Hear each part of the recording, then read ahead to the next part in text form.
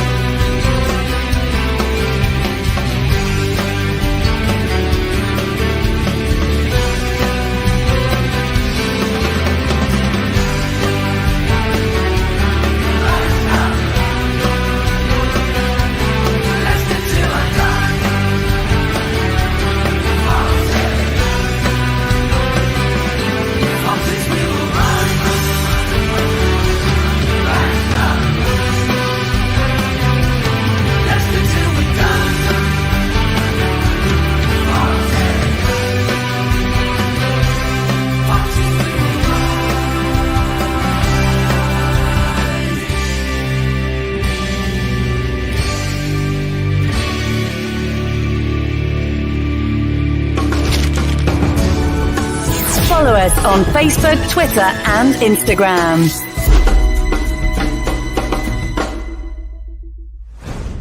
This podcast is proud to be part of the TalkSport Fan Network. TalkSport. Powered by fans. Right, Chris. All right. How the devil are we? Good evening, good afternoon, good morning, good day, good night, wherever you are in the world. Welcome along. This is Leicester Till I Die TV, and thank you for joining us. If you are watching live on YouTube or if you are watching live on Twitch, you are most welcome. Thank you for joining us.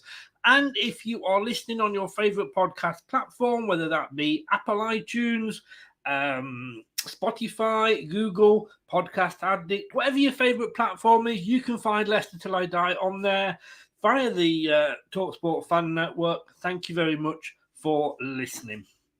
Well, Arsenal, we've beaten one North London team this month. Can we beat another? That would be a double to do, wouldn't it? We will find out. We will be talking to Derek. Hates that. Only his mother calls him Derek. He shouldn't have told me, should he? Del Boy from Del Boy Gunner TV will be joining us later to put the Arsenal point of view across. And, of course, Brad, Craig's away, still watching Nottingham Forest. Comedy circuit at Leicester. He will be with us later as... Well, Craig won't be, because he's away. Brad will be treading in or putting on his big shoes and trying to fill his... You know what I mean. Look, it's a sad day on a lot of fronts today, and I hope you will bear with me for this. Of course, woke up this morning to this news. John Motson, no longer with us. Now, Nate, good evening. How are you? I'm very well. I hope you are as well. I've put there Mr. Football, and he kind of was to me. For those of us of a certain age, when we grew up, when the only live football was the FA Cup final, and the only football on TV, apart from that, was Match of the Day, John Motson was the voice. Brian Moore possibly on the other side. In fairness, he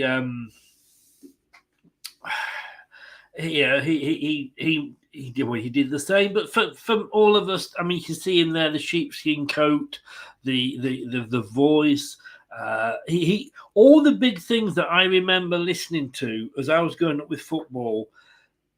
You know, the Ronnie Radford goal against Newcastle for Hereford, Gascoigne's goal, all those World Cups, it was always his voice that went with it, and for that, I'm going to miss him. These days, there's a lot of commentators out there, good commentators, but there's a lot of them. For me, he is the voice of football, and may he rest in peace. Also, I would like to mention, and I'm going to dedicate this show, as it says sort of on the banner, as you can see going across the bottom there. I'm dedicating this show to a friend of the channel, and that is Stephen Featley. You will know him as S. Featley TV. Huge Arsenal fan, huge Formula One fan, huge Lewis Hamilton fan. Whichever way you know him from, for those of you that know, he's going through. Well, it's bad. It's bad news health-wise for him. Our thoughts go out to all his family and friends. He's in end-of-life hospice care. He's at home. He's with his family. But he was one of the first people that actually ever communicated with me through Melina, who's another Arsenal fan. I got to know him. And Steve, I'm going to miss the banter. I'm going to absolutely miss the banter with you, mate. I mean, it seems unbelievable, but it was only last week when I was on your channel in the chat, winding you up about the process, Arteta, etc. I went fishing, as always. You bit, which it shows the passion you had for Arsenal.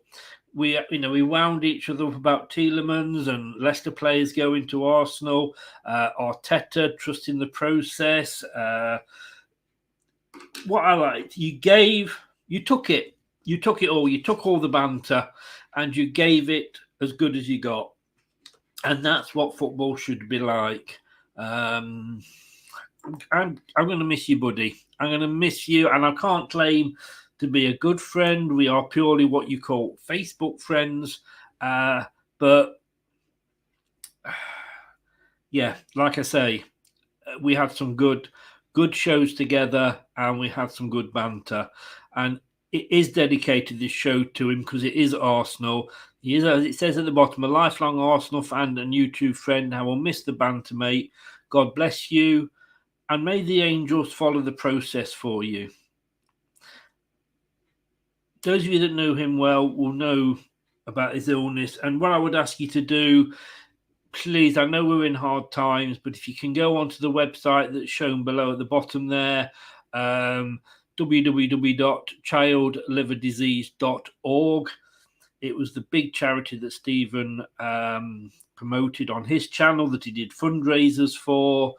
It meant a lot to him. So if you have got a spare £5, £2, £1, whatever it is, he's only young himself. He's only in his mid-20s. And mate, like I say, I'll miss the banter, and all the best to you and all your family as well. Thinking of you at this time. Yeah, not been brilliant. And of course, R.I.P. Dickie Davies as well, of course. I'm going to leave that banner running up throughout the show, so that if you can see it and do whatever you can, it will be much appreciated.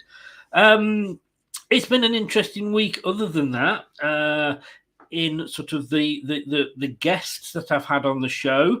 And just give me a minute just to sort of remind you, these shows are available on Leicester Till I Die TV. We can, as you go onto the screen, you'll see there's a banner that says latest shows, and they are both under that. 2 huge shows in the same week. There's one there, as you can see, with Keith Hackett. Now, those of you that were younger age will not remember him. He was a Premier League referee for the first 2 years of the Premier League.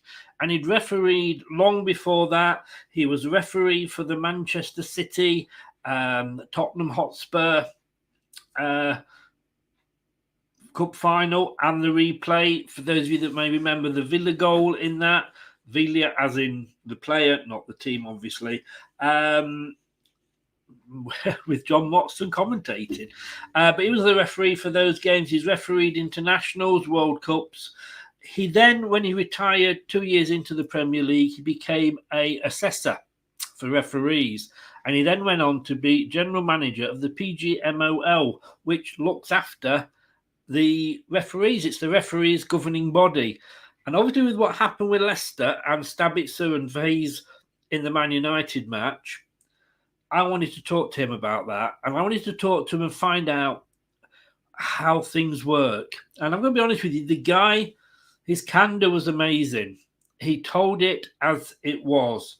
He thinks Stabitzer should have been sent off. He thinks VAR wasn't doing his job. He thinks there are a lot of referees out there that should be sacked. Please go and check it.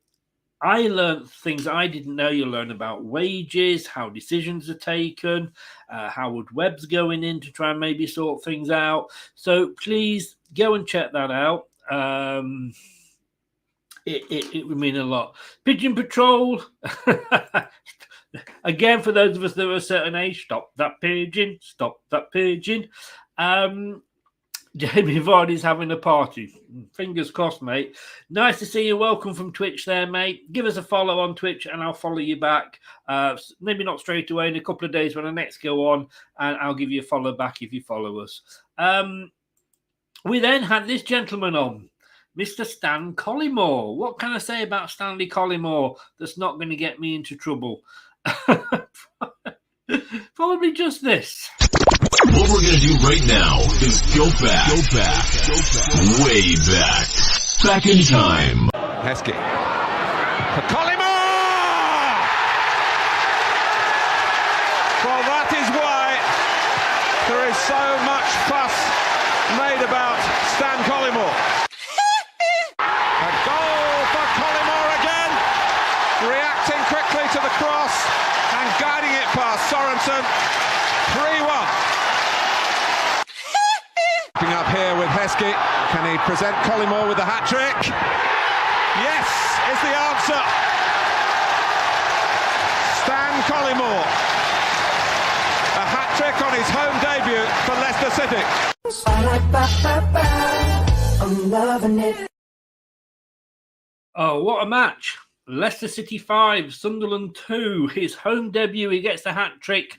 That picture, famous picture, and you will see, if you go back and watch the show again, Leicester Till I Die TV on YouTube, you will see that he'll explain why that particular game is linked to a fire extinguisher.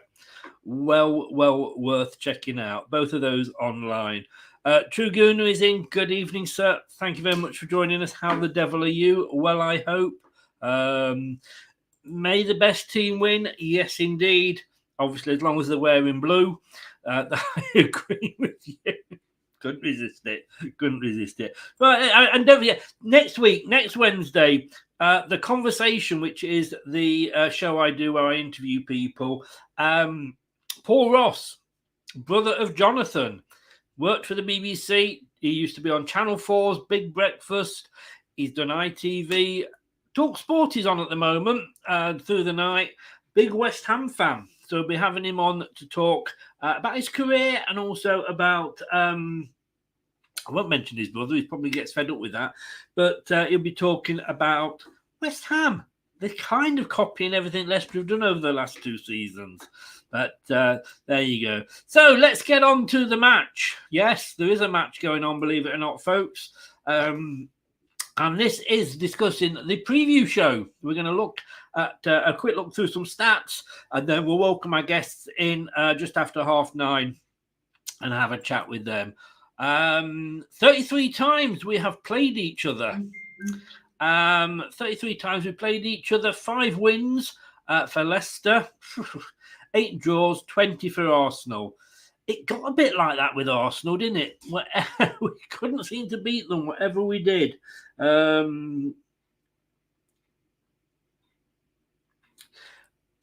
Sorry, just checking. Somebody got a message then. I'm not convinced about going into this. Yes, we beat Tottenham, but look at Man United last week. Let's just hope that we have a decent ref and decent VAR. Fingers crossed. But that's our head-to-head. We'll have a look at the most recent games. And here we go. This is the last 6 meetings. And when you wonder why I am saying about I'm not confident. Look at that. Last 6 games, guys. 1 win. 1 win for us. 5 wins for Arsenal. Of course, earlier in the season, they beat us 4-2. Deservedly so, I think you'd have to agree. But look at Spurs. We got our revenge with Spurs. Arsenal beat us. The last season they beat us twice, both times 2-0. And the season before that, they beat us 3-1, but we beat them 1-0 at the Emirates. But you have got to. It is October 2020, but you go back that far. Unfortunately, and this is our form going into this game. If you look there at our last 6 games, we beat Forest. We lost to Forest 2-0. That was the one we lost. Fraudulent slip there. We drew 2-2 with Brighton. We beat Walsall in the Cup. We beat Villa. We beat Tottenham. And we thought, is Leicester back? And then we came up against Stuart Atwell 11 at Old Trafford. And, of course, that ended there. Arsenal, meanwhile, their form's dipped a little bit. Their form has dipped a little bit. I had Manchester City to win the Premier League. I'd love to have had Leicester City to do it. Manchester City to win the Premier League at the start of the season. Recently, I did actually say about a month ago, I said it's Arsenal's to lose. Looks like they could be doing that. Manchester City aren't doing brilliant, but those gaps, it's getting closer and closer and closer. And if you look there, they've only won 2. They've only won 2 of their last 5 games. They beat Man United 3-2 with a very, very late goal. Of course, they lost to Manchester City 1-0. They lost to Everton, and I'm not going to read too much into that because, let's be honest with you, Everton, new manager bounce, etc., etc. So, but the could only draw with Brentford. Manchester City in the return game whopped them 3-1. And that was a whopping. And of course, they did beat Villa 4-2, which, let's be honest with you, most teams tend to these days, don't they? And they came from behind as well. They've got their problems, Villa, haven't they? They do have their problems. Let's have a look at the next graph. So this is the tables. This is how things stand table-wise. Obviously, Arsenal are first with 54 points. Leicester 14th, 1 place behind Forest. I mean, that should be an incentive, shouldn't it? 1 place behind Forest. Well, 24 points. There we go. And then you've got the form, the home form for Leicester. We are slightly better. We are 11th in the home form. Unfortunately, Arsenal are first in the away form. What you don't want to hear, let's be honest. Now, this gets interesting. Team characteristics, and excuse me, I may sneeze in a minute. Leicester's strengths. We are very strong at shooting from direct free kicks. That could be James Maddison. Of course, he will help with that, but he's got another injury possibly. What the hell? We're strong at counter-attacks and we are strong at creating long shot opportunities. Arsenal strengths, finishing scoring chances and creating long shot opportunities are very strong at. Well, I'll let you read the rest of those there for Arsenal. How do you feel about Maddison maybe not playing? I mean, Tielemans is coming back. Will he be given that role, though? Will he be given that free running, go where he wants role that Maddison plays so well? I mean, that's going to be the interesting thing if Maddison's not fit. If you look at the weaknesses, God, we are very weak at defending against long shots and aerial duels. We are also weak at defending against through ball attacks, defending against skillful players. We can't protect the lead. And we are stopping opponents from creating chances.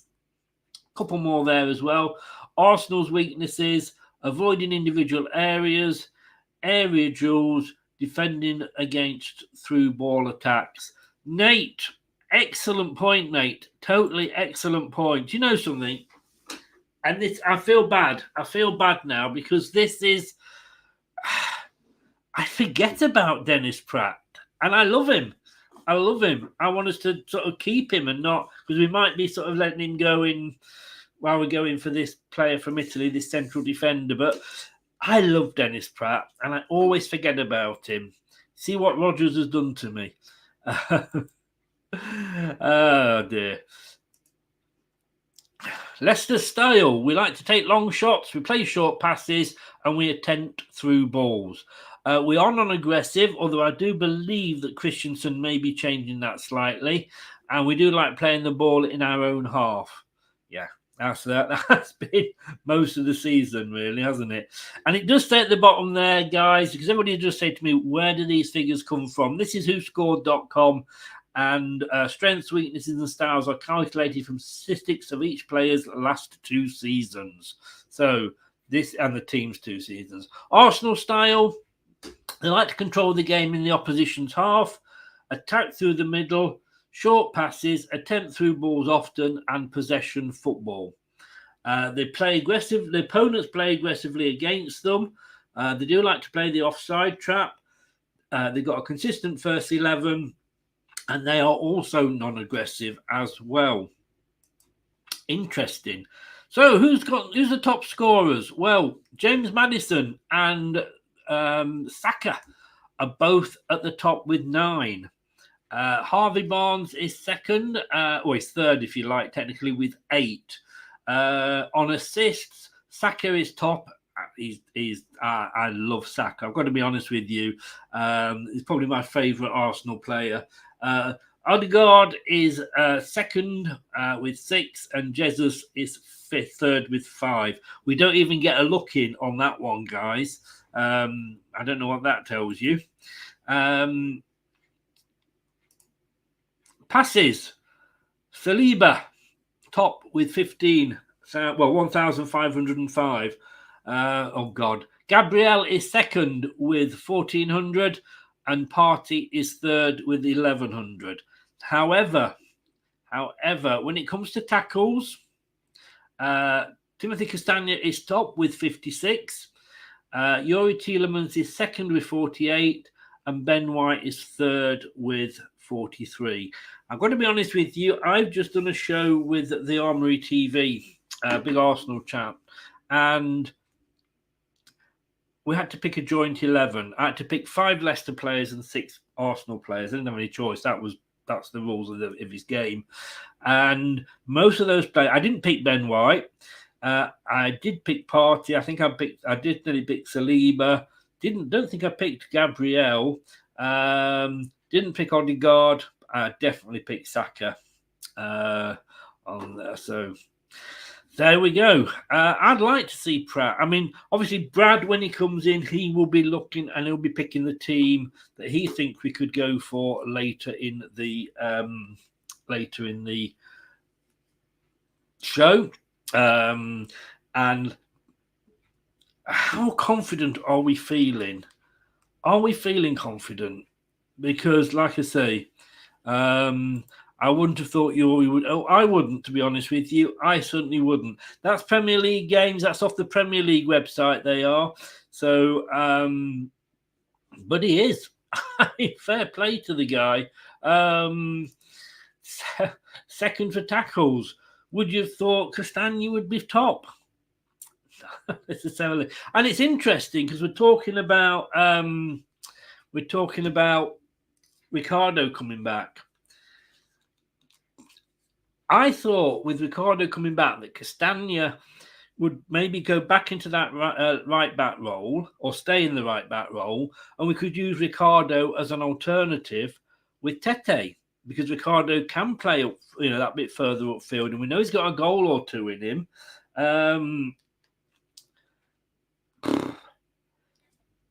But I mean, Rodgers midweek, he was saying, wasn't he, that it could be the other way around, in that Ricardo may get the right back slot and Castagna could alternate with Tete. Maybe that says something about Castagna's form at the moment.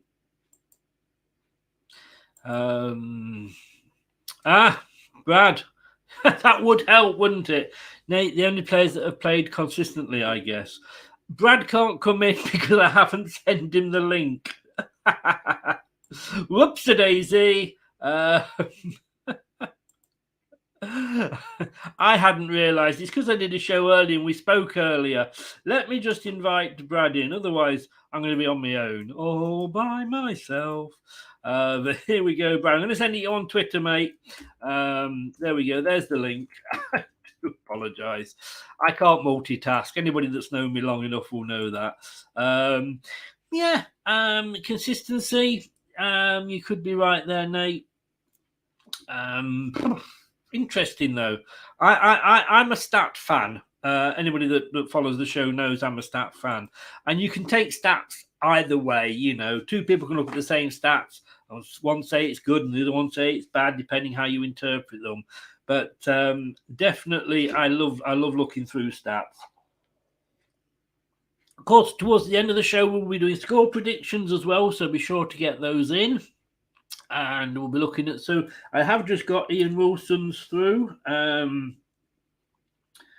He was the last one to come through, and so I've got all the players up there. He won't be on the link tonight. On that, do we think Arsenal can go on and win the league? That was a question I was asked on the Arsenal. Nate's just said there, I remember when we signed Castagna, he said something along the lines of wanting to play in more of an attacking role. I mean, the good thing is, let's be honest, Nate, and it's a good point. It is a good point. Either can do. And the fact that we've got players that will alternate between those two roles. So we could have Castagna right back, Ricardo ahead of him, or we could have Ricardo at the right back and Castagna ahead of him. That's the good thing. That's the good thing. He got my link. He's in, and I apologise to him. I tried not to have him on the show, but he finds me out. He finds me out. Brad, oops, you're very, very small there, sir. Let me say abracadabra. There you go. There we go. How the devil are you, sir? I do apologise about that. No, it's all right, mate. Yeah, I'm not too bad. I'm not too bad. Good. I finally calmed down after the Man U game, so. Oh, no, I was saying before, and you thank you very much for giving me the chance to promote it again. But if anybody didn't see it, please get over to Leicester Till I Die TV and have a look at the. Oops, that's the wrong one. Have a look at this. Keith Hackett, like I say, not only is he an ex-ref, he's an ex-Premier League ref, he's an ex-ref's assessor, and he is also ex-boss of the PGMOL, which is the ref's governing body. He did not hold back, did he, Brad? No, he didn't. And it's good to hear. Just wish he was there working with that sort of attitude. If he's still about to be able to do it now and ref or be in charge of the rules of VAR, because it needs someone like that, doesn't it? Who's just honest and tells it how it is. You make the rules honest. I suppose he's it's easy for him to talk now. I mean, he has a column in the Telegraph. It's easier now that the shackles have been taken off. Good evening, Warren. By the way, how are you, mate? Nice to see you again. It's been a while. Welcome along. United are 2-1 up, apparently. I don't know because my TV's decided not to work in here, so I couldn't tell you what the score was. But yeah, his candor was great. If you want to know how much referees earn these days, I think Rishi Sunak could be absolutely. He's having a word with his accountants at the moment. And if you also want to know why referees do not come out after the game and explain things to us, you need to go and watch that video, because I didn't know the reason why. I thought I knew the reason why, and it's not not what I was expecting. So get over there and check it out. We could do with him on Saturday, couldn't we? Oh, it doesn't matter, does it? Atwell's the fourth official, so You know, it's going to No, be he's fun. not actually. No, Is no. he not? Was that No, someone? no. Oh, thank God! Thank God for that. I was like, Yeah. please just be bait. Please just be bait. Don't tell me that's true. There's been a lot of rumours gone round, and I'm not sure quite where from, that he was fourth official.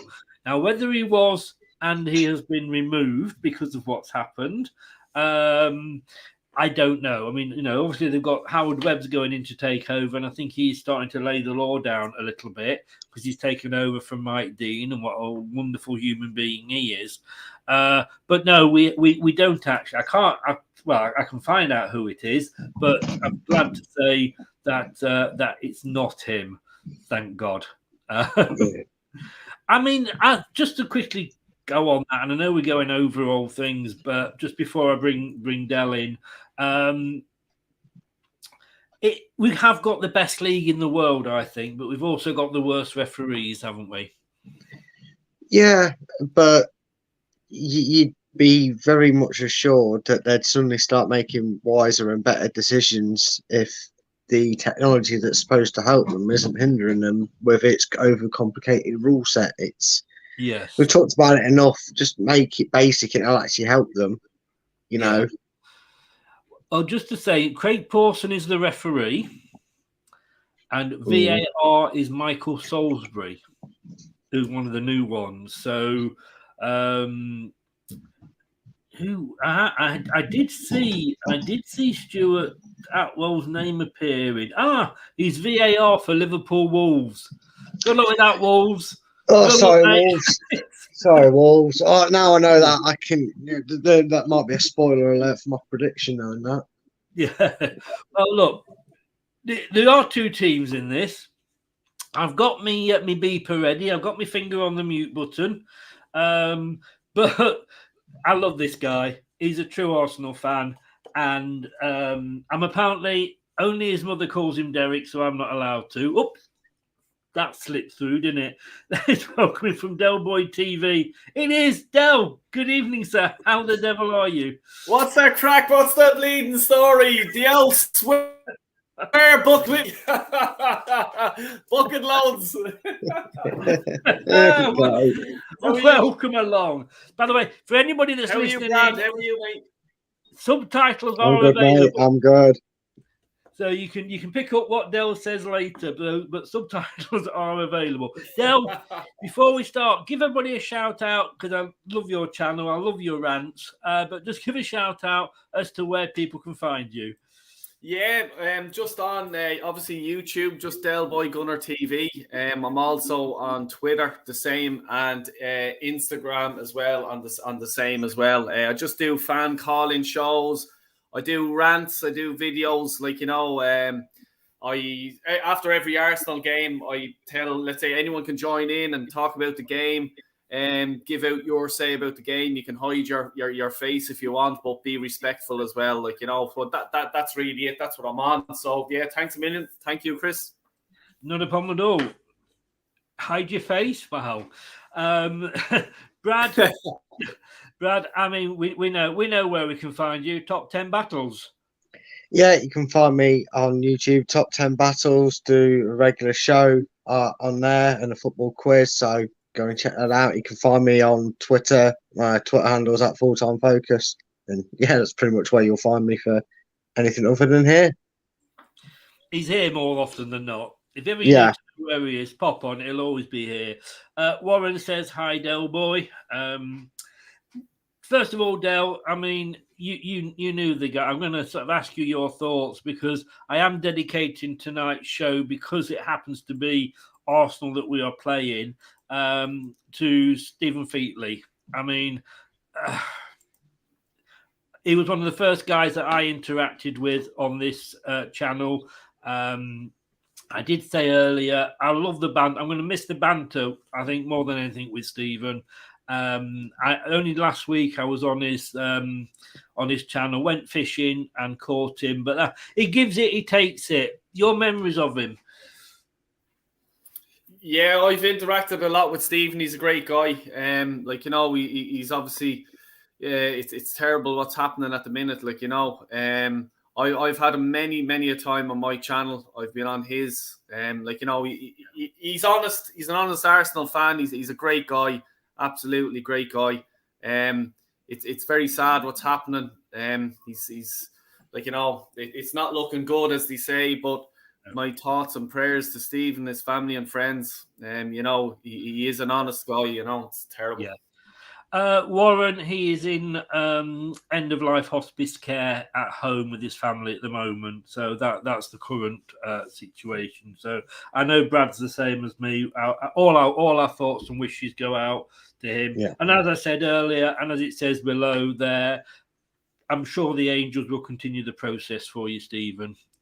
So I believe that Mane is sort of continuing on Stephen's channel, as far as I know. For donations and stuff like that, for kids charity, for the liver and all that sort of stuff. So it's going to a good cause. He's back for the Children's Liver Disease Foundation is well known. Again, on the link below, you will see a link to the website for the children's liver disease. Please get over there and whatever you can donate. I know it's in hard times, but it's a well worth supporting that charity on behalf of Stephen.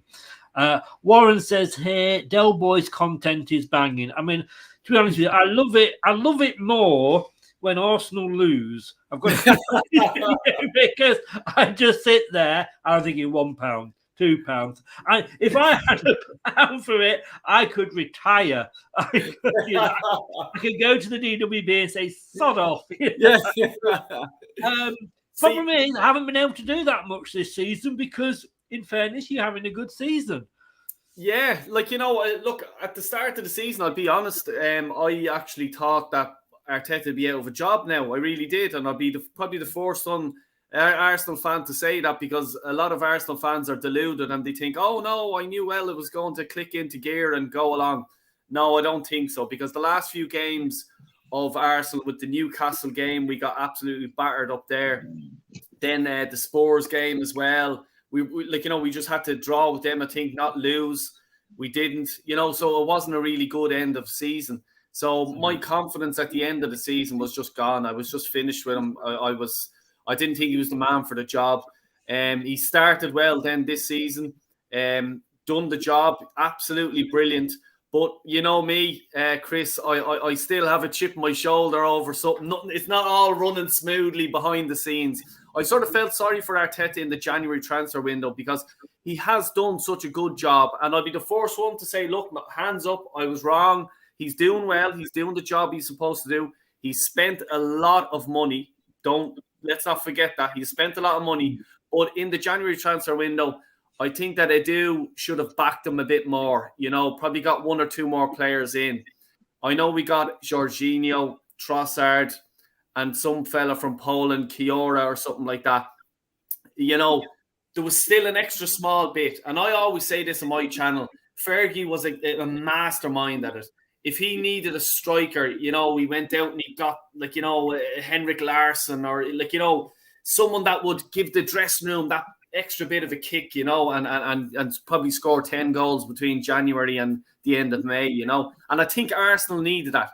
I know we got Jorginho, good player, because we were linked with Caicedo off Brighton. A young midfielder, fresh, full of energy. He would have been very good for us. Jorginho sort of at the back end of that. Can he do it? I don't know. Let's wait and see. I think if you'd have been given where you are now, and you have kind of, I take total blame for this because about 6 weeks ago I did say the title is Arsenal's to lose. I almost feel like you're actually going to prove me right with your recent results. But if you were given this at the start of the season, you'd have taken it, wouldn't you?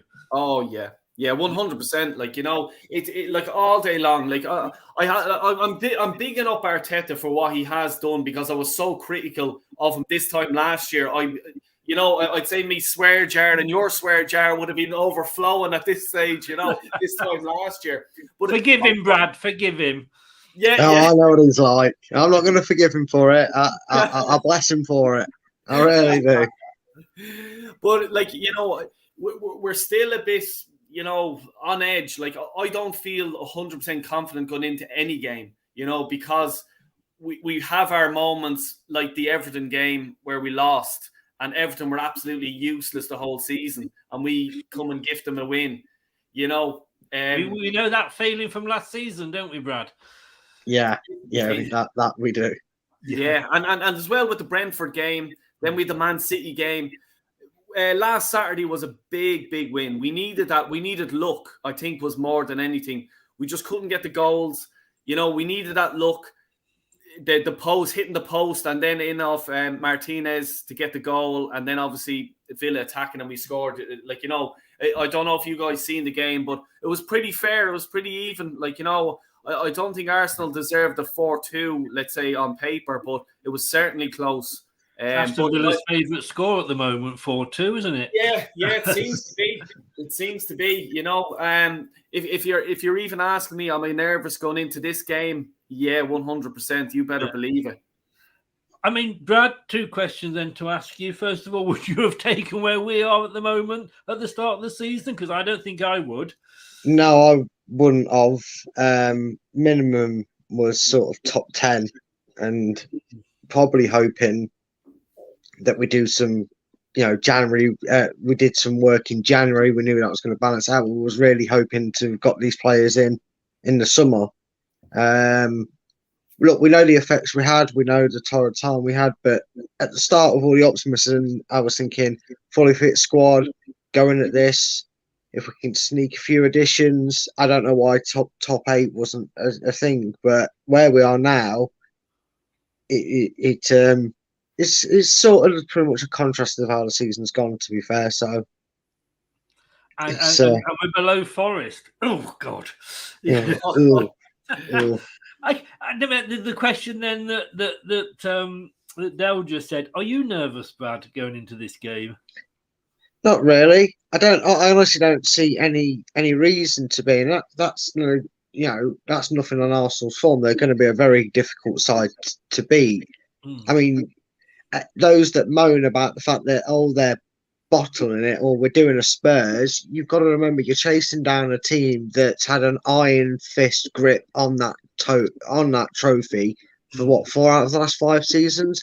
It is a very difficult task. The fact that Arsenal are even ahead of the race it's almost not to the same degree of obviously 5,000 to 1, but for different reasons. It's one of you're expecting it, but you keep passing the test somehow, some way. To win a league, you need to be good and have a bit of luck.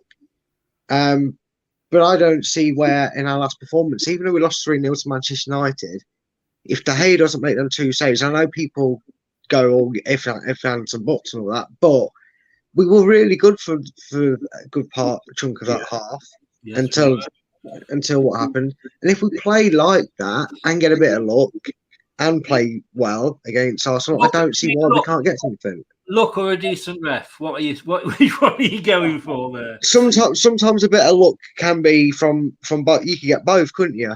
That would be asking a little bit too much, I think. But I'll take a bit of luck and a dodgy ref trying to force it the other way. If we come through it with a 2-1, I'm happy. But you know what, I've gone, so I might upset people with that. You might. Now, Nate says here, is Jesus still out for Arsenal? Don't remember what his injury was.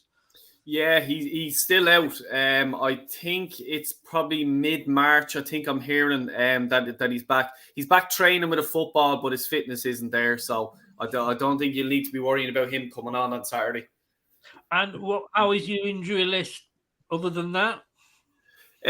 Smith Rowe, he was on the bench the other day. I'd say his fitness is still sort of, a bit up in the air. But I think apart from that, really, we're okay.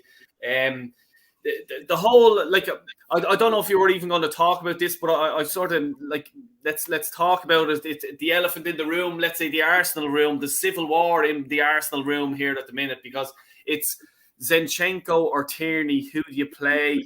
There's a lot of people, Tierney, a lot of people, Zinchenko. What they offer is sort of 2 different things. I'd be Tierney sort of in. I'd like to see Tierney starting, because he offers Martinelli more on that left wing.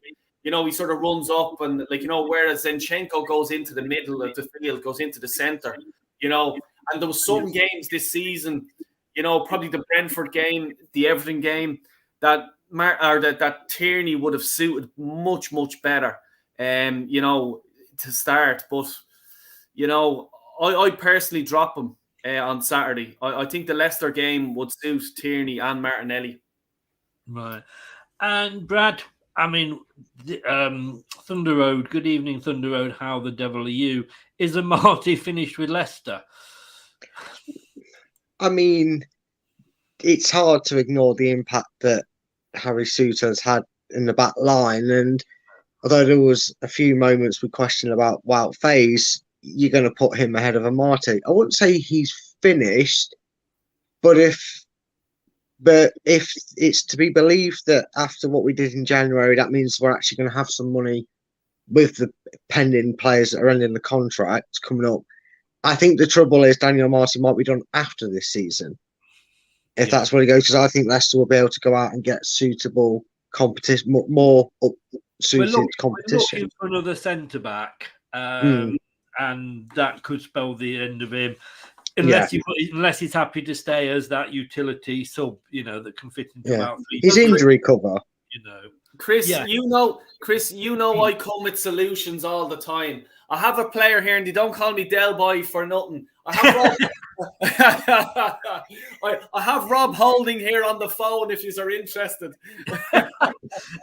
Well, normally I'd come back and say, well, if you take Perez off our hands, but he's gone anyway now. So, But Ryan Bertrand, do you fancy Ryan Bertrand? Oh, Jesus Christ. I think Del Boy's just wanted to name a player that I'd rather Vestergaard be starting over. I mean, I couldn't believe this, Brad, earlier. I mean, apparently with the Martin O'Neill, what am I saying there? That's going back, isn't it? Brendan Rodgers has given an injury update on Ryan Bertrand. Who cares? You know what I mean? He's out at the end of the season. His contract's up. I don't give a shit whether he's injured or not. Just get him out. Love him, but pretty much the same with Johnny Evans. But James Maddison, again, that knee injury is coming back. If he's not in that squad, that's going to give a huge boost to Arsenal, isn't it? Yeah, of course it is. You've seen his impact. It's impervious. It's almost like he should be an England international. I wonder why he's not. But hey ho. I mean, yeah. And every team has it. And every team, well, not every team to a degree in terms of talent-wise, but every team has that star player, that standout player that they're most fearful of losing to an injury. And for those that maybe question the training ground thing, you've got to remember James Maddison's unfortunately had this problem since he arrived at Leicester. He's always found himself out for a period, and it's something that Leicester are hoping we can get through this period and he can get the proper treatment to help him, because obviously he's clearly still suffering with it, with what Brendan said. We need him against Arsenal to really go at them and get them there. But the other options aren't exactly too bad either, are they? Who can play that in that role, if necessary? I mean, coming to you, Del Boy. I'm sorry, I can't not call you Del Boy. Yeah, no, jeez, walk away. I can't just call you Del, because if I call you Del, the boy's automatically attached on the Yeah, walk away. I called you Derek once. I don't think I'll get away with that again. If Maddison's not in, I saw you nodding. That will be, I think, a huge boost for Arsenal. But then could Tielemans come in and perhaps do a bit of a job interview for you? I sort of knew this was coming today. I knew this was coming. I like James Maddison for me is an absolutely top class player. I still like. I'd be in agreement with Brad there and yourself. I don't know why he's not in the England squad. Yeah. Whatever, I'd blame the manager, obviously. But anyway, if he wasn't in the squad, I'd be quietly confident. But see, Arsenal have this thing going into every game. It's like the Everton game, there was the new manager effect. Sean Dyche, we never win against Sean Dyche, or he gets a result against us, and there's always that in the back of every Arsenal fan's mind, plus players. There's always an ex-player that will come and haunt us. You know, there's certain players, Drogba, that we used to always score against us. You know, so with stuff like the Tillemans, and I was only actually thinking of this the other day. I was there. He's going to play absolutely unbelievable on Saturday. You know, we all know he is going to. It's the dance floor for him to do his job interview on, and let's do it. Yeah, I think he's going to have a really good game, and I'm very fearful of him. I like, how many goals does he even have this season? Because I might even just do a bet on him to score at some stage. Not many, in fairness. We're the free gift. We're the gift. I'm telling you. I think so. I think it's only 2. I don't think he's. I think Mendy's may even have the same. It might only be 1, but I think Faze has got more than that for Liverpool, hasn't he? But Brad, yeah. I mean, talking of Tielemans, and you know my thoughts on Tielemans at the moment. I just want him to go, and I think he's really leaving the club with a bad taste in our mouths. But you also know that I don't think he's been used to his best. He's been sort of tied back in a more defensive role, and in a team that hasn't been performing well these past 2 seasons. He's not really shone. You know, since the FA Cup, he's kind of not reached those levels again. But then again, as they neither has the team. If he comes in for James Maddison, I mean, you know, we always said, don't we, James Maddison's best when he's got that free roll. He can go wherever the ball is and pick that ball up and start something. If Tielemans is given that role, do you think we'd see the old Tielemans again? You know he's got it in his locker, that's the thing. You know he's got it in his locker. And the thing is, he's also done this at international level, doesn't he? I mean, he looked lost. He looked lost at that tournament in Qatar. He looked lost. I mean, I know, but again, so did the rest of the Belgian squad. They looked lost. So, is it just one of them feelings in the dressing room at that time and how things are, and he's just not been firing on all cylinders, or is it that we're not accustomed to the job that he's been given, because he's been taking that more defensive manner of role, hasn't he? And it's not as potent as what Maddison gets in the freedom. So we could. Personally, I'm kind of with you though.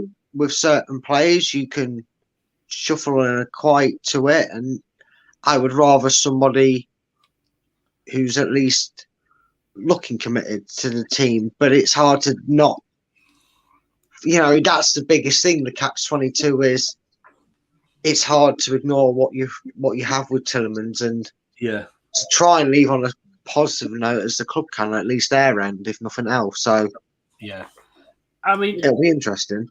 It must. I mean, if you say that a match is like a meal, this game's going to be like a takeaway for Arsenal fans, isn't it? Because they're just going to look at the Leicester team sheet and go, "Oh, number 10, we'll have him. Number 3, we'll have him. Number 5, we'll have him."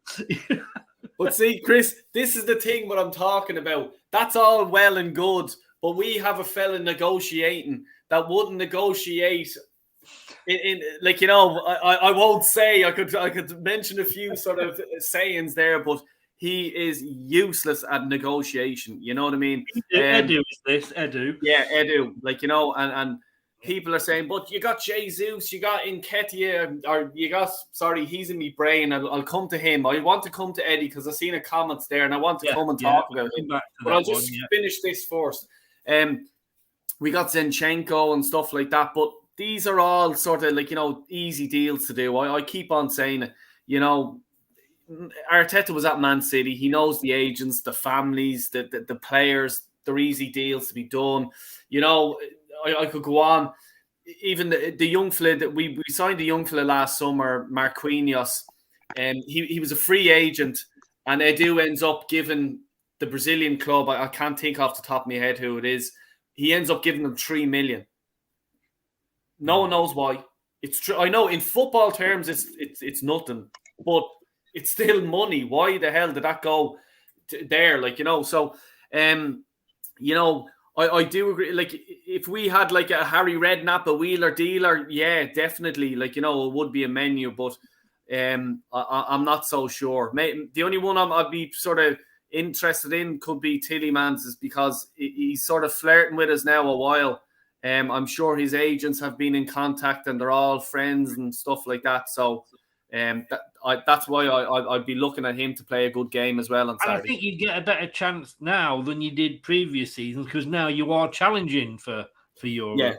Yeah. I think so as well. And like, even Tielemans is, I would have rathered him signed rather than Jorginho. Because, like, obviously his contract is up in the summer. And this is a thing that I was sort of, why are Arsenal not even just going in and bidding 15 million or something like that for him now? And you're probably doing everyone a favour. Like, you guys are now at this stage, just get rid of him. He doesn't want to be there. He's sort of like, his eye is off the ball. And that's fair enough from a Leicester point of view. 100% agree with you. We've had that so many times with the likes of Alexis Sanchez, Aubameyang, the list goes on and on. So I know exactly how you're feeling. If a player does not want to be in your club, out. I don't want them. Get out. Because if he's not there on the pitch, he's worth nothing to you. Yeah. You wanted to mention Nikita. I'll just get this out. He's fucking useless. He's fucking useless. We just need Elton John to come in and start singing about him, don't we? No, I'm sorry. I'm not having it. Like, even a lot of Arsenal fans, he scored 2, was it against United? And then, like, I think he's only 5 or something, 6 goals this season. He started in about 20 games, and he's a striker. And, but that's still okay, Del. No, it's not. You have Martinelli, you have Saka, you have Odegaard, all these top quality players feeding you. He missed sitters. He missed a sitter against Villa. He missed an open goal. I think he's missed more scoring opportunities than he has scored. So no offense to the chap, and he can do whatever, and he's probably a nice guy, but not for me. Nice doesn't win any races. Nice doesn't win you a league. You have to be ruthless. You have to be like, I want a striker like, in the box, a Van Nistelrooy, and because let's say a Van Nistelrooy in the box, how many goals did he score? We a huge amount of goals, and that's exactly what Arsenal need, is a fox in the box. Eddie for me is useless. I'm going, and I actually do vlogs as well for the League of Ireland. I'm going to matches every Friday night. Right. I wouldn't put him on any of their team. That's how bad he is. And I'm actually going to the Everton game on Wednesday night in the Emirates. So I'm flying over to London to go to that. And I'll try and let him know that I'm not happy with him.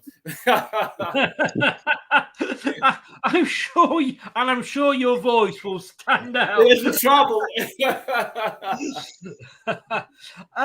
Where do you see Leicester troubling you? Well, let me see. If Maddison plays and Tielemans, I can see them two troubling us big time. Apart from that, I think the worst enemy we have is ourselves as well.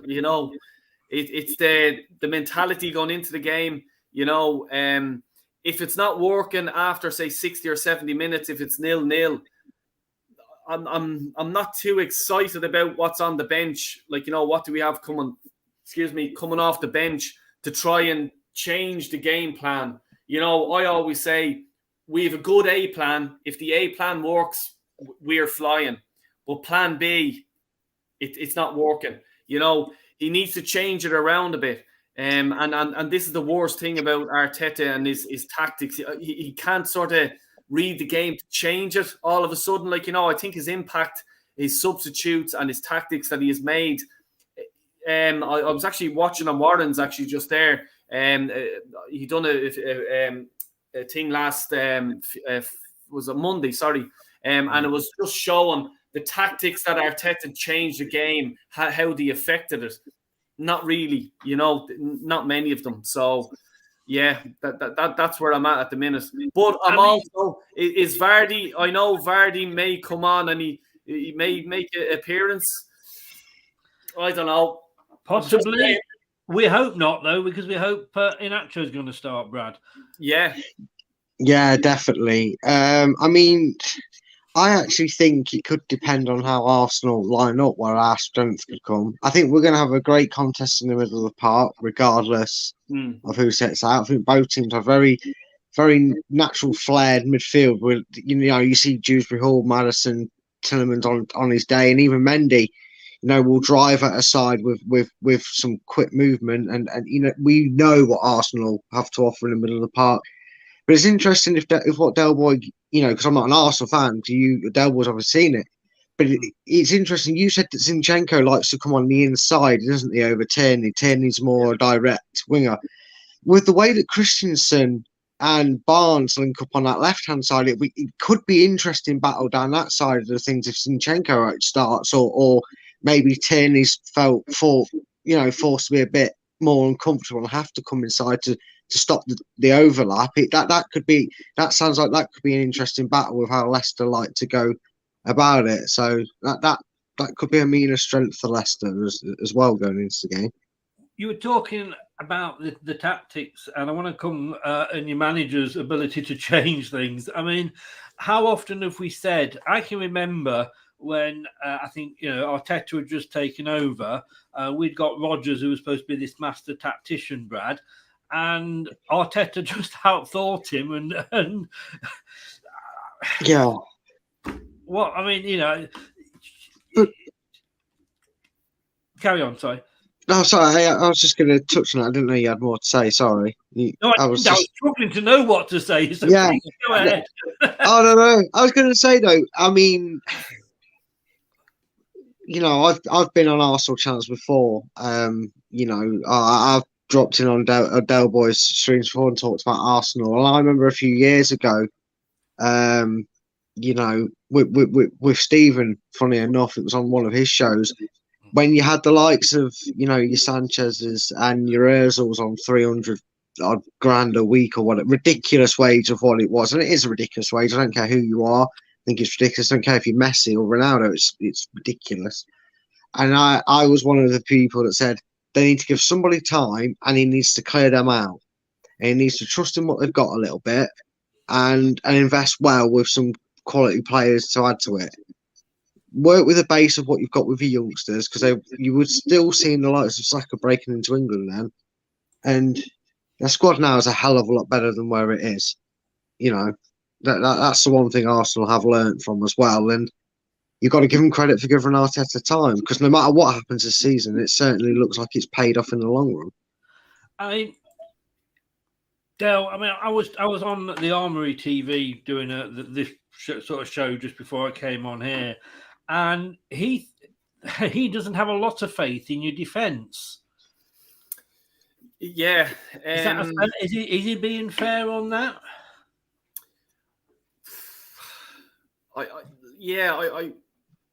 The way I look at it is, with Gabriel in defence, he can either have a great game, but against a big, like let's say a Man City, a big team like Man City or a Liverpool, or I'm not disrespecting Leicester or any other team like that, but it just seems the big occasions, he sort of loses it.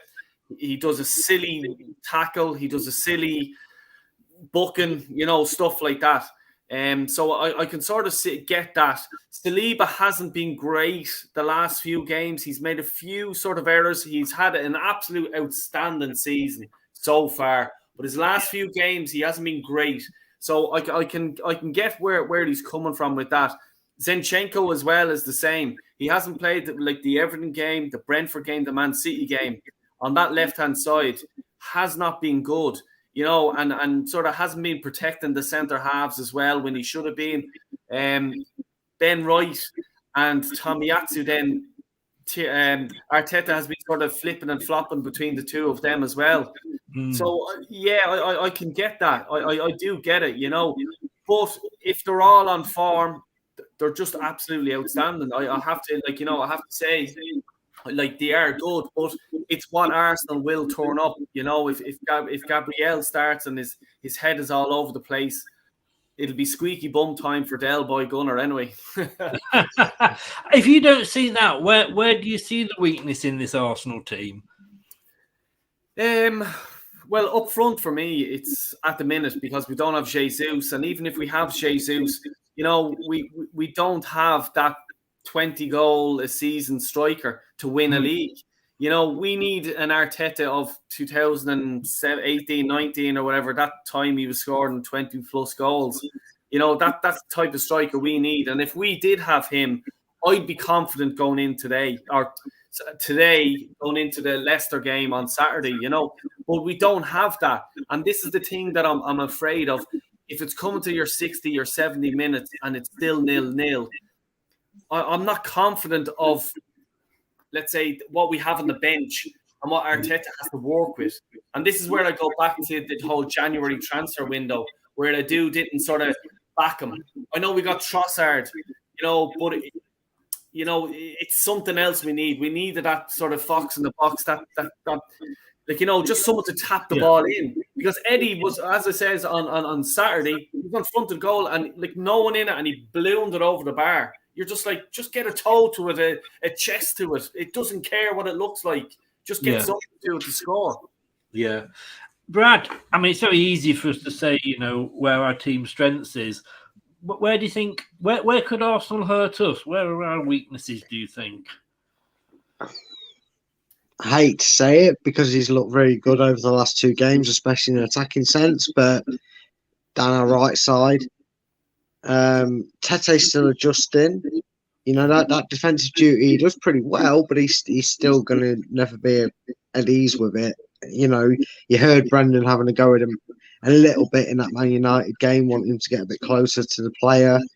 And Castagne has looked a bit stronger, you know, and maybe that is down to the change in team and the way we play the game now that's helped. But when he has got beaten, it has been far too easy. And it has led to drives into the box. So I'm a little bit worried about that because that's where they're going to create the space from. Because Arsenal have very quick players that can get in behind us there. And, well, I mean, that would come in. It's taken over an hour for a post like that to be popped up, but they weren't far behind. Hey, look, I've got a new, and I don't know how well this will go because I've literally just thought of it on the top of my head, and while you were talking, was quickly doing the artwork. But I want to have a go at this, Daddy Chips, and basically, I don't know whether you know, Del. It's an old English saying. I seem to know it, but none of my kids do. Basically, if you had to make the choice between picking your daddy or your chips, which would you go for? It's a difficult decision, I suppose, depending on your dad. So I'm going to come to you first of all, Del. You can only have one of the two, Odegaard or Maddison. Oh, I know. I'll go Maddison. And the reason why I'm saying that is because, let's say, the last, like, Odegaard has been playing well this season, but Maddison has been playing well in the Premier League probably a small bit longer than him, you know, so I would go Maddison. I rate him really highly. I think he's such a good player. Could they play together? The Armoury seem to think that he could. Yeah, they could. Sorry. Yeah, I think the type of players that they are, they definitely could. You know, I because like Odegaard he's not my captain. You know, I'm a rootless sort of type of player. That's what I want as a captain. A leader. He's not my leader. He's sort of let's be friends, everyone. And you know, if you're a leader, you can't be friends with everyone. So. You know, I think him and Maddison would work well together, 100%. Brad, I've had to change mine because one of my choices for this one for you was Tete. So I'm going to cross that out after what you just said. I've had to quickly change it. For you, Daddy Chips, Ramsdale or Ward? Danny Ward. Really? I like Danny Ward. No, I do because yeah, it's going well for him, but you're just waiting for that Arsenal curse. They had it with Petr Cech, didn't it? After a few seasons, he just randomly went off form and never found it again. With me, from one of, and this is quoting Leicester fans as well that were out in force saying this, worst ever Premier League goalkeeper. There is lots of well-known YouTubers, there's lots of well-known media people that are now saying, everybody who said that, it has to kind of take a bit of humble pie because since that dreadful start, which was a collective effort, not much of one because we lost 4-2, 5-2, and 6-2, but since then, 7 clean sheets. He looks ever on the up as a goalkeeper, and I'm looking at Danny Ward thinking we might have just done right here, compared to what a lot of people think. You know my thoughts on Danny Ward. I wanted Schmeichel to go at the end of last season. I think he had reached his sell-by date. And sometimes you've got to take off the tinted spectacles and say, if he walked in here now, like I said, I'd bend over and have his children. The guy, what he's done for Leicester is amazing. But there comes a point when you've got to say, it's time to move on. And, I saw Dracula come out for crosses more than he did at the end of last season. I thought Ward obviously took a bit of bedding in because Schmeichel had been so good he didn't get much chance to play. But this was quite interesting, and I thought of you when I saw this earlier, Brad. Danny Ward there, 2,007 minutes he's played, 40, but he has conceded 41 goals. Hasn't saved a penalty, but I don't think we've had many against us. But 6 clean sheets. That's more than the England goalkeeper. Hugo Lloris has got 7. Don't know how. Rayo's got 7. Leno 7. But he's up there with it. 73 saves. He is 1, 2, 3, 4, 5, 6th best goalkeeper there. Sorry, 70%, 70 saves. Sorry, he's the 6th best goalkeeper. So those people, like you say, that were knocking him, maybe just wobble your head a little bit. Yeah, I mean, I've made the comparison enough time, and I'm a big, massive fan of Schmeichel, but there's always players in every squad. We talk about star standout players. There also become them players that you just have to accept, whether you like it or not, that you kind of struggle to live up to that standard in certain things that Schmeichel did as a goalkeeper. It was phenomenal. He'll, FA Cup, Premier League, Community Shield winner, played in Europe for us, got us through rounds. Most notably, we all fondly remember his antics in the both legs against Seville that night, them nights. So kind of with Kante when he left and Mahrez when he left, you have to accept that we're going to have a good quality goalkeeper in Danny Ward, but he's never going to be Schmeichel. But I've always said as well, certain things we didn't like about Schmeichel, like his erratic, distribution. Yes. His Danny Ward's distribution is he can find a Leicester shirt and he can plant it on the chest for them to go out, and that has become crucial. He can keep it in the field of play. He knows what them lines are actually standing for as well. Yeah, indeed. But let's not forget we once got rid of Gordon Banks for an unknown Peter Shilton. That didn't turn out too bad, did it? But no. Also, I've got to say, as I say, I'm a fan of Ward, but I have to, on this occasion, I'm afraid I like Ramsdale. I think he's a really good buy. All this sort of he's had relegations. We all know that, letting goals in isn't just down to the goalkeeper. There's 3, 4, 5 guys, whichever formation in front of him, that doesn't help. And I think he should be England number 1, to be honest with you. Yeah. I really do. Not for nothing, though, but if you're going by record, Danny Ward's never been relegated. Aaron Ramsdale been relegated 3 times, wasn't he? Twice in one season? Yes. No. I don't care if he was on the bench getting 2 appearances in Carabao Cup. It's about prospecting stats, mate. That's what you're all about. There you go. Never relegated. Danny Ward's the man. He'll say he's gained experience off that. That's it. That old chestnut, is it, Boy? He gained experience. He learnt the Arsenal way of playing. That's what it was.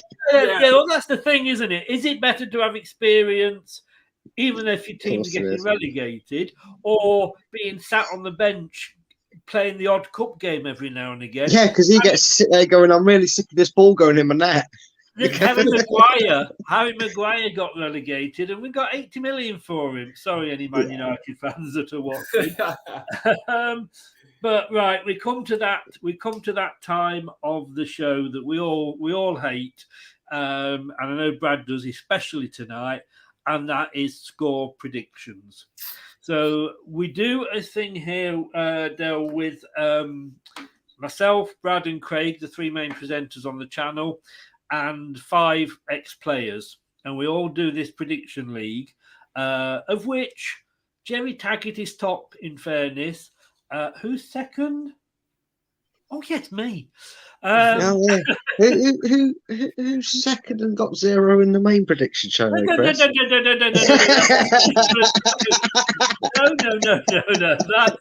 That is another thing completely. We're not talking about that. That show's cancelled this week. I've told you. Is it? Okay, I'll take my trophy in the post then, mate. Yeah. No, it's so difficult not to look smug at this point. Sorry, back on camera. In fairness, Brad, you were third up until last week when you dropped to 4th in this one. So, well, yeah, you know. Can I just say, I did get, and I'm gonna wear this like a badge of honor. The first ever person in my other prediction show ever to get no points in a week.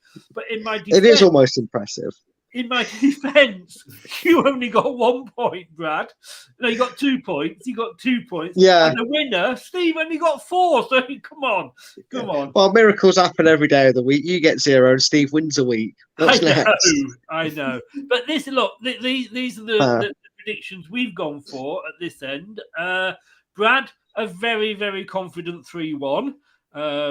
I've got to be honest with you. I was looking forward to and I've not heard him say it yet. So I hope part of Dell's prediction is the 3, because I love the way the Irish say 3. But I think I've actually loved even more the way that the Irish say Tielemans. But Brad has gone 3-1 to Leicester. I toyed between 1-0s and 1-1s, and in the end, that fence was so comfy that I decided to sit on it. Although, like an elephant, I probably have destroyed it, but I have gone 1-1. Craig has gone for the Desmond. He's gone to 2-2. Jerry Taggart, he maybe knows something because he is top of the league. He's gone 2-1 to Leicester. Ian Marshall, never a man to show any favouritism at all. In fact, never, ever, ever does he show any favouritism. He's gone 2-1 to Arsenal. Ian Wilson, I hadn't got his prediction in when I did the actual graphic, but he has gone 2-2. He's gone for Desmond as well. Steve Lynex has gone 2-0 to Leicester, which scares me, which is probably why I went for the draw, because although he did win this week, albeit with only 4 points, he is absolutely rubbish at predictions. And Steve Walsh has gone 2-2. And I think that's goals, but it might be headbutts against Ian Wright, of course. Who knows? Del, I'm sure that you are going to favour Arsenal. I'll be very surprised if you don't. What is your score prediction? Well, I'll give you one of the things you love. I think Tielemans will score. That's going to get clipped. Don't you? And here, if he does score, be thinking of me. For fuck's sake! That's going to be my ringtone. My message notification. Tielemans. Oh, it's a message. I have to be. If Maddison is out, I would be a bit more confident. Okay. Yeah. But because I was going to say Filbert Street there, but because exactly. Yeah. Not nice stadium, but because it's away, the form. I'm hoping we're going to pick up after the Villa game because it was a big win for us. It's a morale boosting. So I think Arsenal will win, and I'll go with 2-1. I think it'll be a close game. 2-1 to Arsenal. I will add you to the list. Well, lovely. Let's hope you don't have the look of the Irish. Yeah. I am so predictable, aren't I? There's a stereotypical joke to be fitted in. I will do it. But you never know. We might pick up a 4-leaf clover. Look, there's another one for you. St. Patrick's Day coming up. I'll try and get one to you. Please do. Warren's gone Leicester 2, Arsenal 1. I presumed I'm not sure what team does Warren support. Does anybody know? Because I started. Oh yeah, no, he's a big gunner. He is. Is he? Yeah. Because I did get tempted towards possibly his Man United, but he's a big gunner, is he? Yeah. No, he's a great. I know he's great. Warren's a great guy. He does a show on a Saturday. It's like. Can I just say I love that man? What? Maybe we should have had Warren on, Brad. What do you think? We're doing a full sweep here. We're well on our way. He's got 2-1. James, the Everton fan, has gone 2-2. And Nate has gone 2-1. I'm presuming to Leicester because he's a Leicester fan. Del, no, look, it's been, please say 3 just for me. Yeah, I'll go 3-3. I love it. Good lad. It doesn't take a lot. It doesn't take a lot to make me happy. Ask me ex-wife. It's been great having you on. Thank you for only swearing less than 5 times. Yeah, you're counting, I see. I wouldn't be able to retire on that. I was counting. But no, thank you so much for coming on. Again, just give everybody your link is in the description below on YouTube. We just do that automatically. But do give a shout out once again to where people can find you. Yeah, Del Boy Gunner TV on YouTube. On Twitter as well, it's just Del Boy Gunner, and on Instagram as well, Del Boy Gunner. Keep it simple, stupid, as they say. As I do the fan video call-ins after every Arsenal match, I do videos every now and again, and every Friday night I'm going to be doing vlogs as well because I go to the Irish Football League, all their games. I'm going to start going every Friday night. So I'll be doing their vlogs. So check them out if you don't mind. Please subscribe and check the channel. Thanks a million. And Chris, thanks a million for having me on your show. I really enjoyed it, mate. Thanks for coming. It's your first time. You were a Leicester Till I Die virgin. Yeah. But glad to say no longer. No longer. Exactly, yeah. You went easy on me. There you see, Brad. If nothing else this week, you've taken Del Boy's virginity. Yeah. Oh, brilliant. I'll remind him of that when I go when he does his match report afterwards, especially if we've lost. Yes. A couple of things that you lost this weekend, the match and Yeah, I'll let you go, mate. Thank you so much. We'll have to have you on another show sometime. You are a real laugh. But thank you so very much for coming on. Yeah, 100%. And lads, you're welcome on the fan cam after the match at all. Like, just keep an eye and I'll drop the link in the description. Oh, believe you me, if we win, we will be there. Yeah, we might just be there, mate. The two of you. If we lose, no. Yeah, I'm not interested. Cheers for the offer, mate. Yeah, but honestly, we'll agree on that, Brad. If we win, we're on. Yeah, we're going in. I'd wish you all the best, but obviously I'd be lying. I wouldn't mean it. But for the rest of the season, mate, really, I want Arsenal to win it because it's you've not won it for so long. It's a different team. And I've got to say this, and it just makes me laugh all the time. If anybody, go off and check this, if you Google map the Emirates Stadium, you know how they always have little, like, this is the local Costa or whatever.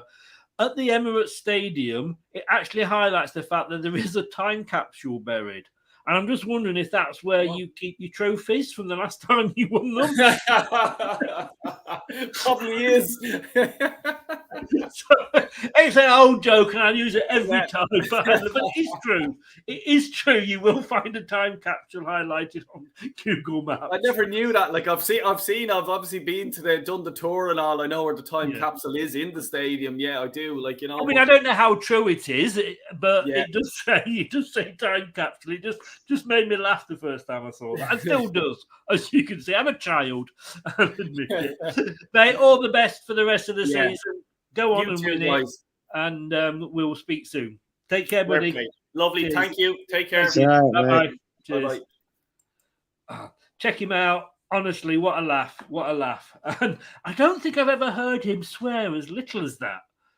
No, he was almost polite, wasn't he? For Del Boy, he was almost polite and etiquette for us. He's great, Del Boy. Makes me chuckle. I love Tielemans, the way he says that. I tell you what, the BBC actually can't even. They call it. They say Tielemans. Oh yeah, they go all posh for it. I don't get that. It's through ball to Tielemans. I'm thinking, we're signing another player. Yeah, where do these players come from? Yeah. Oh, Anthony is in as late as always. You know, God knows, honestly. His missus just says at night, just wake me up and pull the sheet down when you finished. We did touch on that earlier. Warren couldn't stand United. Not many of us can. Not many of us can. Warren, mate, thanks very much for popping in as well. I do apologise. I just wasn't sure which team, but Arsenal. It's a slight step up from United, but it's the part of the show. It is the part, and you thought that the Daddy Chips was bad enough, but it's the part of the show that Brad's had to do last week and this week. He's standing in for Craig or sitting in it, whichever way you want to look at it.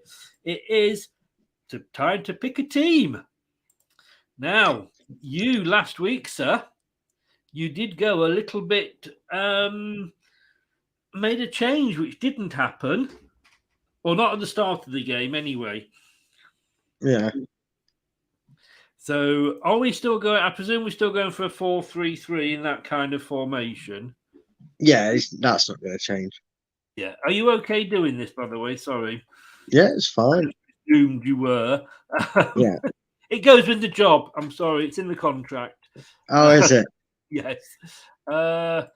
Now, I presume we're going to have Danny Ward in goal. Yeah. I could rip this off like a band-aid if you wanted, Chris, and say. I think I've got to type at the same time. So Okay. Well, left back's Christensen. That's not changing. I've got to find him first of all because he's not down under. Oh God. You know I can't spell these names. I know, it's why I pick them sometimes. Yes. Victor. Let's try that way. Oh, not Lindelof. Oh, God. I tell you what, we'll come back to him. I can spell phase. yeah. Well, that one's definite. Yeah, Wout Phase is in there. Phase. F-A-E-S. And I am guessing Mr. Sutar. Oh, no, it's Yannick Vestergaard. Yeah, of course it's Sutar. One day. One day I'm going to say it and I'm going to mean it. Yes, I've caught you haven't had a drink. Yeah, maybe. You may just go for that. And some acid, maybe. I don't know. Might need to be both. Let's have a look. I'm just gonna get the spelling up here. There we go. Let me get him on. We can't have a gap there, can we? Oops. No. Okay. Oh.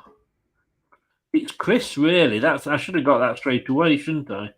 Yeah, the clue was in the name. Still not coming up in S-E-N. Did before, didn't it, though? Yeah, I had to type the whole name in because what it does is we type Chris in. Yeah. But he must be about 21st on the list or something. Now I'm going to be interested in this one because, yes, it's been Timothy Castagne's position. And I did say earlier before you came in, would he, keep his place and maybe if Tete's not playing, Ricardo now he's back, move up front. But then, Brendan's been saying, well, maybe we could move Castagne up the field. Who are you going to go for in that right back position? I'm going to stick with Castagne. The last two games when he's been going forward, he's been effective. And for me, it's just too early. I'm looking at the Blackburn Rovers game for Ricardo. I think midweek, that's the perfect way to get him back into the mix with some minutes. Yeah. So, yeah, for me, it's Castagne. I'm sticking with him. No disrespect to Blackburn, but yeah. No, I mean, he's a quality player. They're both as good as each other. It's just his return to fitness. It's a good fixture to have. Yeah. Now, central midfield. Where do you go with this one? Right. This all depends on centre. Yeah, I know. Sorry, mate. Couldn't resist. But with the three-man midfield, this all depends on if Maddison's fit or not, I think.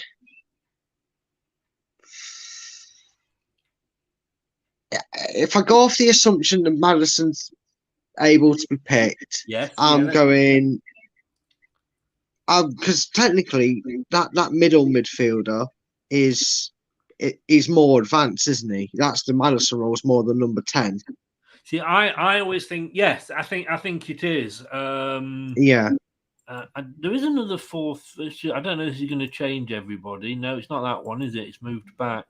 4-3-3-C. About that. Let's show you. Yeah, sort of like that. Yes. That was more like it. And I think there, if he is fit to play, I would go with James Maddison. Yeah. Oh, I've got a fourth option. Oh, I've got 5 options here. Oh, the excitement of it. That one, do you think? Central attacking midfield? Or... Yeah, that's like the number 10. Oh, no, not that. What's that one, there we go. So we're going to go for Maddison if he's fit.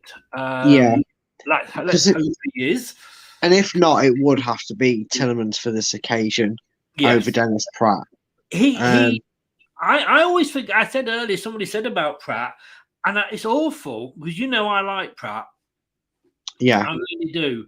But I forget about him. And that's basically because he's never played. Yeah, I think he's been rather unfortunate that the quality he's got ahead of him is Maddison and Tielemans. I think he's a good squad player. Yeah. But I think especially against someone like Arsenal, if they're available, they have to be played. And when I say available, I mean 100% or as close to 100% as a player can be. And that's why you got to go Maddison. However, if Maddison does play, I would actually go with Kieran Dewsbury Hall on the left side of things where he usually plays. And don't fix something that ain't broken. I'm sticking Mendy in there as an anchor midfielder. I think you need somebody against Arsenal who can either get at them quickly and win the ball high, or he wins it chasing back and gets it back in that defensive third. And that's something that Leicester have kind of been blessed with, but it's kind of been like space jammed around. It's been Ndidi, then it's been Samori, and it's been Mendy that does a really good job there. So yeah, for me, it's Dewsbury Hall on the left, and I'm keeping Tielemans out of the team. Mendy's warrants to keep his place for me. 100% agree with you there. I mean, I know Samari came back, and it's great that it's been ages since we've been in a position where we can say, who would we play? Because normally it's nice in itself. But I agree 110% with you. It has to be Mendy. I think if he is not offered a new contract, even if he turns it down, the offer's got to be there. Yeah, it definitely has to be. He's definitely warranting it in the form he's playing at the moment. Definitely. I'm taking Harvey Barnes to be on the left. Yeah, you'd be very right in taking that assumption. Who we're going to put on the right? I think again, if he's able to go attacking with his line up and have that, and if it's how he lines up, I think he's got to match it on the right hand side. Yeah. Again, you could say it's unfortunate for Pratt, but if he's going to go attacking, you're going to use Tete. Yes. We've seen how quickly he can get up the field, even when he's making his defensive duties. He caused chaos for Manchester United until the second half as well. It's 0-0 and still in it. He was very much a very good provider to some tricky balls across the 6-yard box, and if you get a couple more of them right against Arsenal, you might not have, have the keeper on red hot form, and it might get the goals. Yes, indeed. Nate says it's Sutar and Vestergaard all day for me. Yeah, right, mate. Right. Only if we're gonna. The only way that would work is if Arsenal see that team sheet and they fall over laughing because Vestergaard's playing. Yeah, Terry very nicely says, "When is Craig back?" That's not very nice, Terry. Oh, Terry, wow. Tell it how it is. Don't hold back on your feelings, mate. I'm sorry. No, actually, he's back next Thursday, but I'm hoping, and I haven't spoken to Brad yet, but I've got another one I might ask Brad to do with me. But I'll speak to you after the show, Brad, if that's okay. Yeah, okay. Yeah, no worries. And I guess, for me, he's got to be there every time, and that's the. I tell you what, I know you like it. Shall we play his song? Yeah, go on.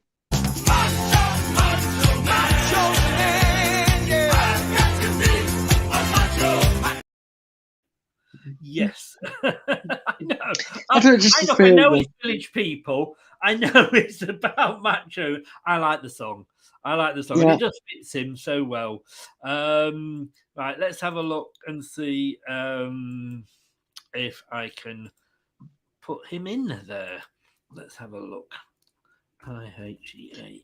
Yeah, this was up there as one of the easiest choices you'll make this season. Daka is the second choice in a lone strikership. Yeah. Vardy has to now be that player that we put on, almost Tottenham-like. If Leicester are winning the game with comfort, you put him on to piss them off. But it has. Even last week, I mean, De Gea, he actually couldn't do much more to that. It was all on De Gea for a quality save. And again, couple of chances he had, on an under he scores them. So he's in good confidence, and you got to keep him in that 11 now. You've got to board that around him, and yes, I think Brandon's finally learned that and gave in on the fact as well. I think, and I think we know Inacho when he came on and he was playing with Vardy and he was top scorer for the season, and then Brendan still dropped him the next season, but Vardy cannot physically play 90 minutes. I mean, I think Vardy could well start against Blackburn. I mean, even then, though, I mean, I would actually rather go with Daka, because you've got to give Daka what you gave to Inacho. You've got to feed him scraps. He's got to play at some point. I wouldn't actually be going with Vardy for it. I can see it, but I'd actually rather go with Daka in the cup, which I don't know how people might feel about that. But for me, that's how it's got to be now going forward. I think Vardy's got to be that time waster, that guy that stretches the back line and makes the runs to knacker him out. I can just, I with my Brendan hat on, I can just see it being sort of. Totally, yeah. I could as well, but I'd like it to be Daka. Make a valid point about Daka. He's got, I mean, and this is the problem with Inacho. How the hell could he prove what he can do when he's only getting 10, 15 minutes here and there? Nate says if you could play a one-off friendly, I'd just like to see what happens with 2 6'6" centre backs. I mean, I'm sorry. I am sorry, Nate. Oh, behave. Yeah, you get one of those. You really do. What can I say? 3-1, Brad. You confident still with that? Yeah, I don't see why not. I mean, like I said, look, we know what happened in the second half, but we let ourselves down a little bit by not being so switched on in that first 5 minutes of the second half, which did ultimately kill the game off. I know they got a third, which killed it off altogether, but it was killed off at the second goal and how that came about. But we've been really good going forward. We've four goals in both our last 2 games before it. We'd scored 10 goals in our last 3. We were looking good and outscoring teams. And every time we got our noses in front, we've never really, in them performances, looked like losing it. So at home, crowd confident, bouncing, making some noise, which they always do anyway. Even when times have been bad this season, the noises and effort's been up there. So there's no reason Leicester can't go out there and get the win. I don't think there's not playing like that. Yeah. You'll get a lot more wins playing that way than defeats. Indeed. If you can stay in the chat for a second and no, you afterwards. Hear me now. That's just saying no. Not after. No. I'm making a note of that. Let me just. I'm too hurt by Terry's words. I'm all emotional. I don't think I can stay behind after that. Asking the Craig's back. Unless you, that wasn't me. But I know. Unless your waitress is going to bring you another meal. No, not the time. Right. Thanks very much, Brad. Look. Like I say, your link's always in the chat below because you're a regular here and you're a mod and everything. So your link's always in there. But it's your name is at the bottom there as well. And just give it a shout out though. yeah, find me on YouTube. It's Top 10 Battles. We do football shows on there. We do football quizzes on there. Try and have a good laugh. I mean, you got to put up with this ugly mug. But if you can get past that, then yeah, it's a great show to be a part of. Follow me on Twitter. The Twitter handle's all one word. It's at Fulltime Focus. And yeah, just do good stuff here on this channel first. Like, subscribe and like into the video. No, I appreciate that. And you just got to follow the signs. There we go. Brad, I will speak to you in a minute. Thank you very much, sir. No worries, mate. I'll speak to you in a minute. Take care. Cheers. Thanks to Brad and thanks to Del Boy. I'm going to have to clip that Tillerman's accent and the tree that he did for me at the end. You got to love a good Irish accent. Yeah, Nate, cheers, Brad. Yeah, let's get behind Brad. We love Brad. What's all this Craig nonsense? And I'll say completely the opposite next week when Craig's back. Look, last time, please, if you have got any spare change at all, do what it says at the bottom there. Tonight's show has been dedicated to Stephen Featley, a huge Arsenal fan. I can't believe that with what is happening and the fact that we're playing Arsenal. I call him a YouTube friend, so I can't claim to know him personally. He's only ever been nice to me on these YouTube shows. His banter is brilliant. He gives it. He takes it as well. And as I say, it was literally only last week I was on his in his chat on one of his shows, fishing with the banter. He bit it, but we had a laugh about it. And yeah, mate, I'm going to miss that. So if you can have any spare change, child, it's coming up in a second. The website, here we go, childliverdisease.org.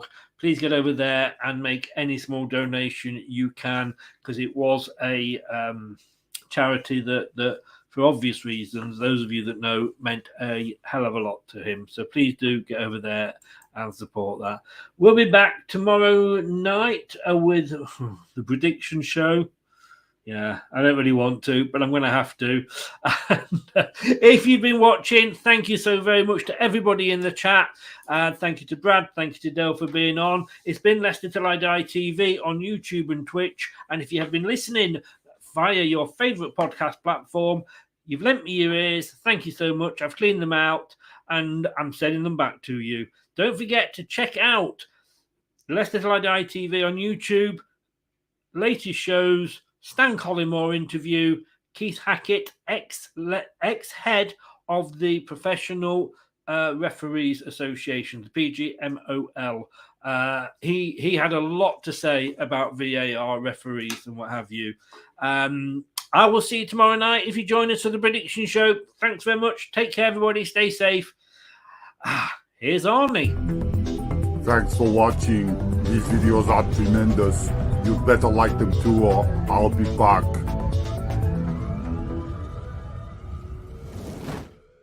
This podcast is proud to be part of the TalkSport Fan Network. TalkSport. Powered by fans. That's all, folks. Thanks for watching Leicester Till I Die. This is Chris saying goodbye and see you next time.